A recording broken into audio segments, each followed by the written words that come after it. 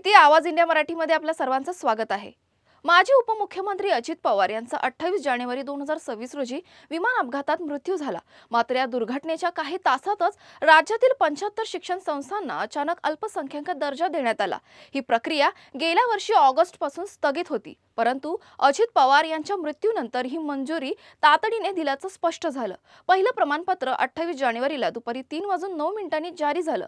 या घटनेनंतर मुख्यमंत्री देवेंद्र फडणवीस यांनी या निर्णयाला तात्काळ स्थगिती दिली आणि चौकशी करून दोषींवर कारवाई करण्याचे आदेश दिलेत।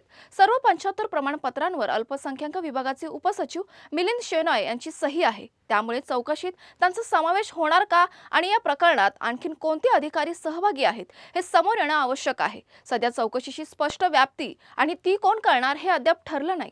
त्यामुळे या प्रकरणातील सत्य राज्य सरकार समोर आणेल की नाही हे पाहणं महत्त्वाचं ठरणार आहे। अशाच महत्त्वाच्या बातम्या बघण्यासाठी पाहत रहा आवाज इंडिया मराठी, शोध सत्याचा।